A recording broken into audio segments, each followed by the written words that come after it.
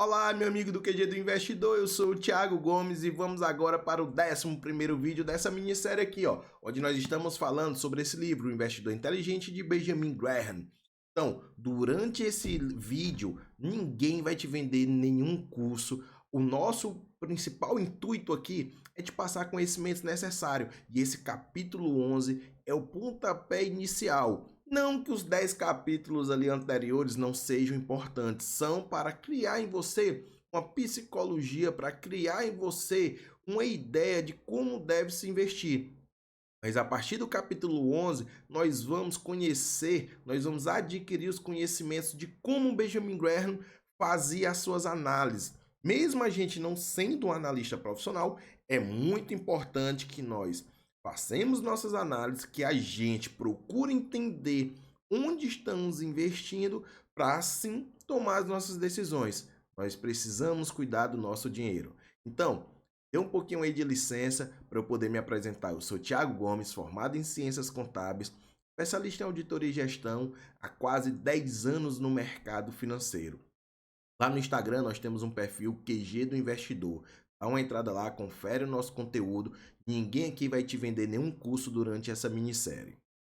Dentro do mercado financeiro, nós temos ali a pessoa do analista, é o analista profissional, que vai lá na CVM, que faz uma prova, tira uma certificação.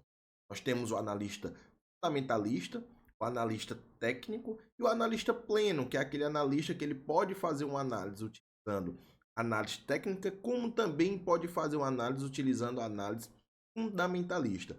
Para a CVM, para o órgão regulamentador ali, nada muda. Se você é um analista fundamentalista ou técnico, você pode fazer qualquer projeção para curto, médio ou longo prazo.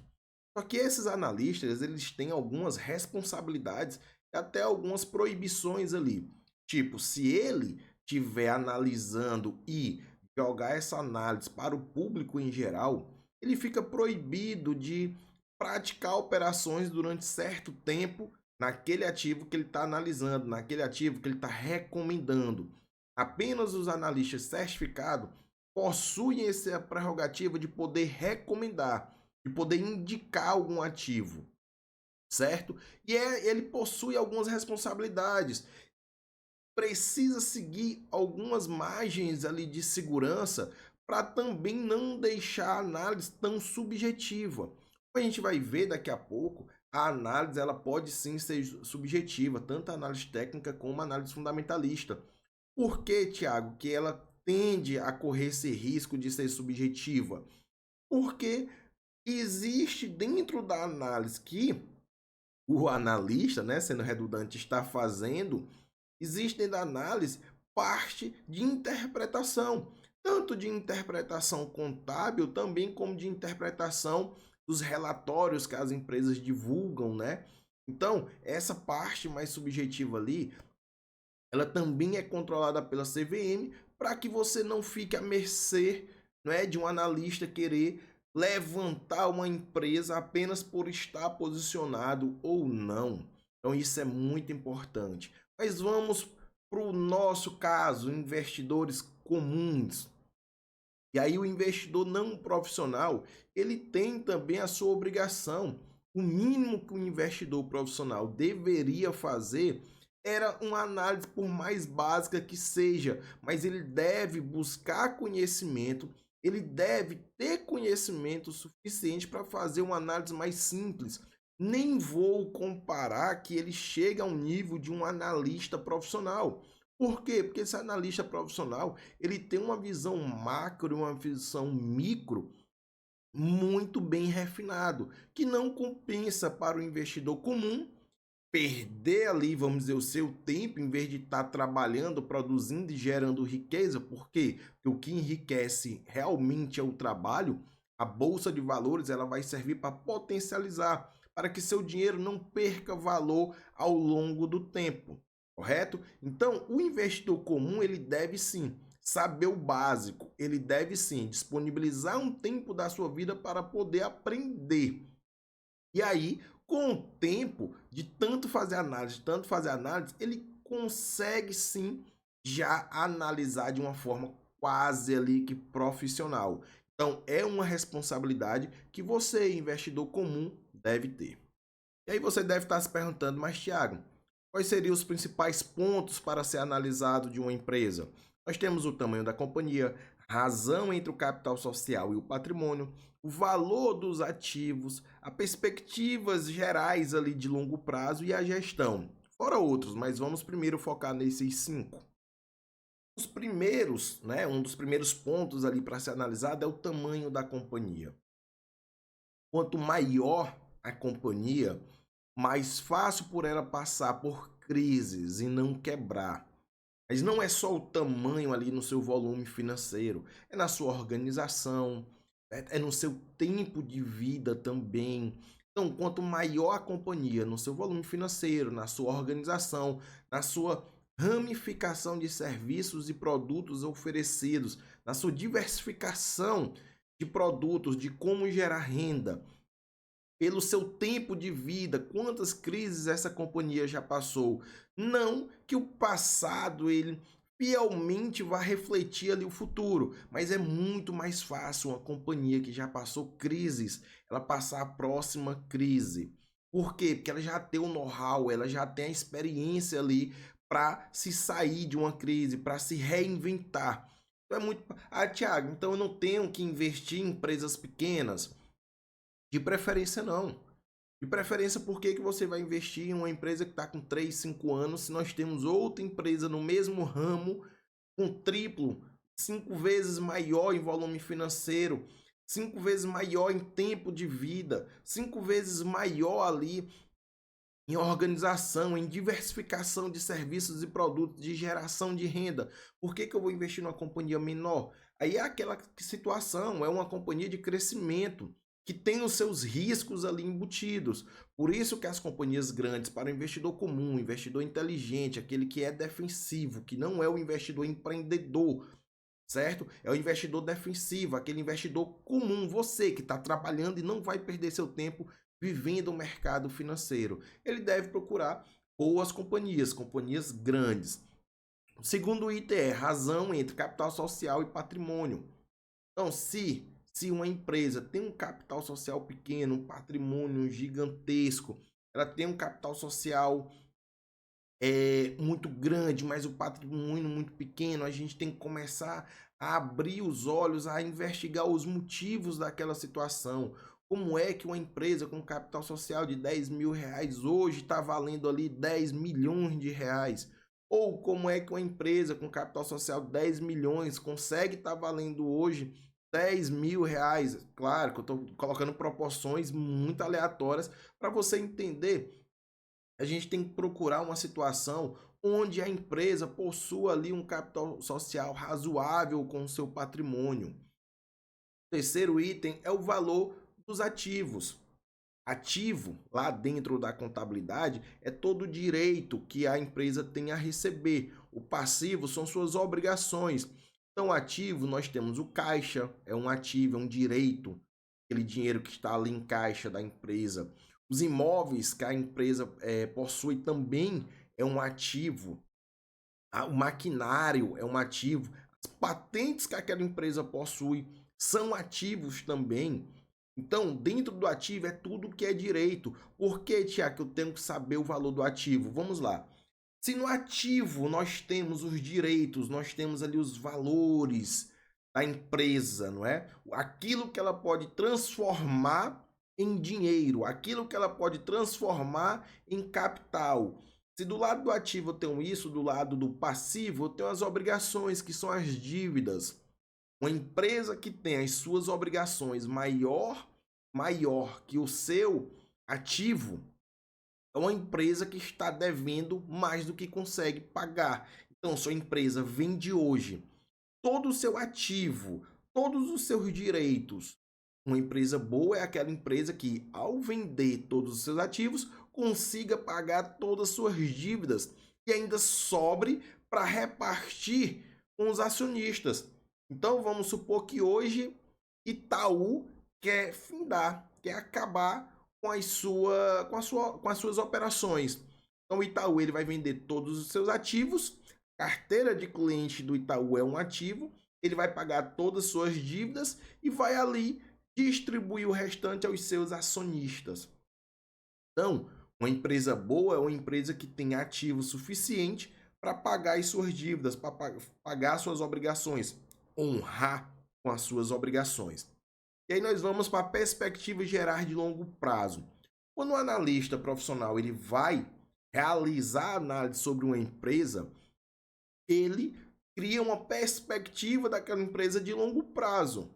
Ele senta e vê, olha, essa empresa hoje gera tanto de faturamento, mas se ela continuar com essa taxa de crescimento que ela vem ali buscando e construindo ao longo do tempo e replicando isso para o futuro, eu consigo entender que esse faturamento dela, esse lucro dela vai crescer tantos por cento ao ano.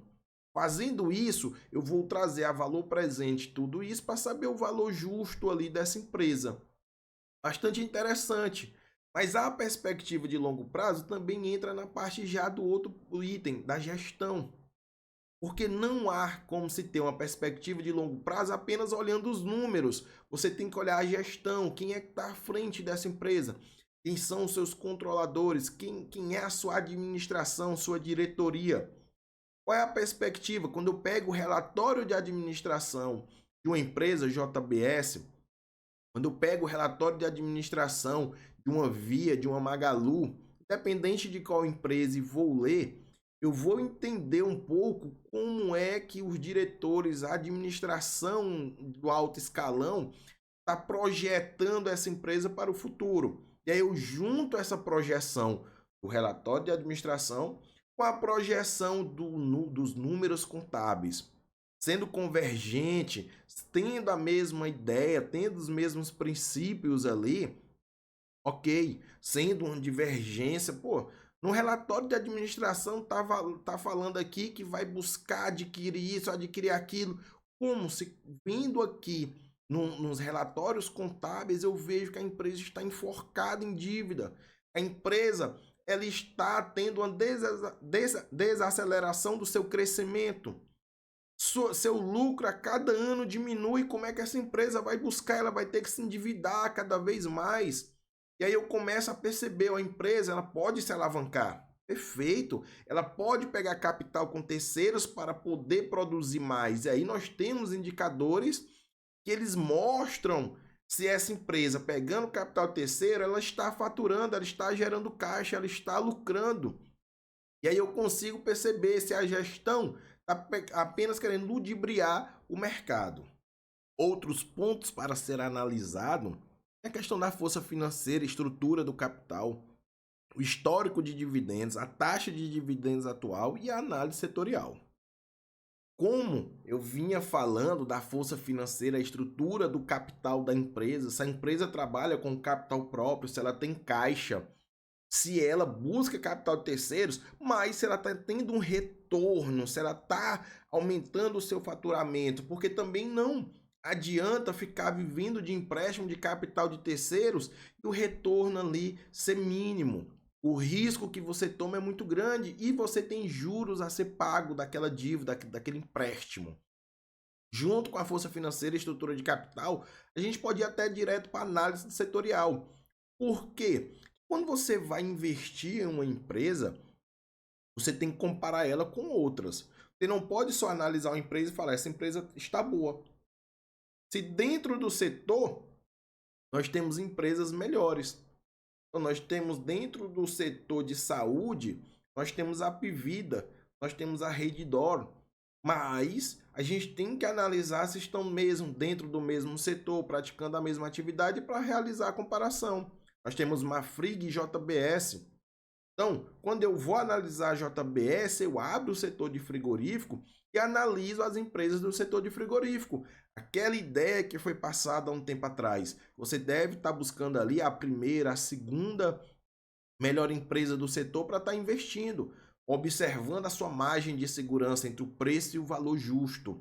E aí, quando você estuda a estrutura de capital, você começa a perceber, nossa, essa empresa está muito endividada, mas dentro desse setor, fazendo a análise setorial, eu consigo entender que é um padrão.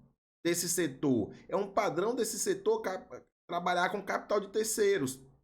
E dentro de trabalhar com capital de terceiros, há um retorno de 10% do setor. Então, o setor trabalha em uma média de retorno de 10%. Só que essa empresa ela tem um retorno de 13%. Você consegue entender que ela está acima da média do setor?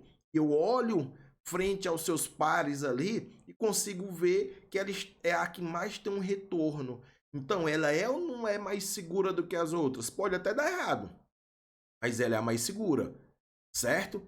Históricos de dividendos é a taxa de dividendos atual.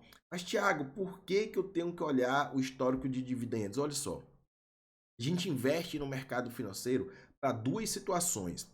Primeira situação é a gente investir para que a gente ganhe do preço até o valor justo essa diferença, essa oscilação. Ou a gente investir, virar sócio de fato, ter um pensamento bem a longo prazo mesmo, ficar recebendo parte desse lucro que essa empresa gera, recebendo os dividendos. Não que necessariamente você olhando o histórico de dividendos, isso vai reproduzir no futuro, vai ser a mesma coisa, vai ser uma réplica. Não. Pode sim variar, mas só que quando você observa que uma empresa, após fazer todas essas análises que foram que foram ditas, você observa o histórico de dividendo e vê aquela oscilação entre um ano e outro muito mínimo. Há um padrão do pagamento de dividendos. Aí você vai e observa o quê? Nossa, compensa eu ter essa empresa aqui e ser sócio dessa empresa. Por quê? Porque meu dinheiro, além entre da oscilação do preço e o valor justo, eu ainda vou estar recebendo dividendos. Dividendos acima da média do mercado. Então, é interessante eu ter essa empresa dentro da minha carteira. Ah, Thiago, e por que olhar a taxa de dividendos atual? Porque eu olhando a taxa de dividendos atual e analisando os números contábeis do ano, eu consigo perceber se há um crescimento ou não. E também não tem porquê eu estar numa empresa que tem uma média de pagamento de dividendos de 10% ao ano e nesse ano há um pagamento, ou no ano passado, o ano mais recente, de 3% ao ano. Houve uma queda muito grande. Então já me liga o sinal de alerta, certo? É muito interessante a gente entender isso. Seguindo esse passo a passo para fazer essa análise da sua empresa, com toda certeza você conseguirá se proteger, mitigar os riscos, diminuir esses riscos e ter sucesso dentro da bolsa de valores. Então, é um capítulo bastante importante que a gente vai juntando conhecimento capítulo por capítulo e agora a gente consegue visualizar como realmente analisar. Ah, Thiago, mas eu preciso ser um contador, eu preciso estar dentro dessa área para poder analisar a empresa? Não. Quando você pega um padrão ali de uma DRE, que existe um padrão que é a demonstração de resultado do exercício, quando você pega um balanço patrimonial que vai lhe mostrar de forma estática ali como está o patrimônio, como está dividido o patrimônio dessa empresa, quais são os seus ativos, quais são os seus passivos, e aí com o tempo você consegue entender que praticamente não é, senhores, mas praticamente é uma receita de bolo fazer a leitura desses números, fazer a leitura desses relatórios. E aí, com isso, você vai criando experiência. Então, há sim a possibilidade, mesmo você não sendo da área, aqui no QG mesmo nós temos vários alunos que não eram da área de contabilidade e hoje conseguem fazer uma análise tranquila, uma análise sucinta, uma análise praticamente profissional, sem perder tanto tempo. Você faz uma análise de uma empresa e do seu setor, você faz logo por exclusão. Empresa que deu prejuízo nos últimos 10 anos de forma recorrente, ela já sai do seu radar. Então, seguindo aqui, ela já sai. Se a empresa ela não paga dividendos de maneira constante, ela já sai do seu radar. Então você já consegue ir excluindo. Se uma empresa não está dentro do Ibov, ela já tem uma liquidez pequena, então ela já possivelmente vai sair do seu radar. Você vai enxugando algumas eliminações, alguns pontos de eliminações, e você depois consegue analisar as empresas praticamente de todos os setores ali em no máximo 3, 4 dias, porque você vai criando essa rotina Você vai pegando essa experiência, você já consegue produzir numa planilha de Excel mesmo toda a base para fazer essa análise. E você vai lendo os relatórios de administração e vai vendo, oh, essa gestão está um pouco fora. Ah, Thiago, preciso fazer isso todo ano? Claro que não. Claro que não. Depois que você constrói sua planilha, você vai sempre atualizando a última coluna do último ano. Sua empresa é ruim e para ela ficar boa demora um tempo. Então nós analisamos ali 10 anos, os últimos 10 anos. Após isso, por que eu vou analisar uma empresa que estava ruim o ano passado? Só se ela der uma melhorada significativa. E se ela der essa melhorada, a própria mídia ó, vai me avisar. Então eu coloco no meu radar as boas empresas e vou discutindo ali 3 por cada setor, as 3 melhores. Pouco muda em relação a isso daí. De tempo em tempo que eu dou uma analisada, sem pressa, uma analisada nas manhas, né? Das outras empresas para ver se está havendo uma melhora. Havendo uma melhora, eu coloco ela no meu radar. Apenas uma vez por ano que a gente faz isso daqui, senhores. Então, meus amigos do QG do Investidor, esse foi o nosso 11º vídeo. Uma satisfação enorme em ter você aqui. Ao longo aí dos próximos vídeos, eu vou passando um indicador ou outro, como é que a gente analisa, como é que a gente interpreta também. Mas esse vídeo ele é muito importante para você ter uma visão geral de como fazer essa análise. Até a próxima.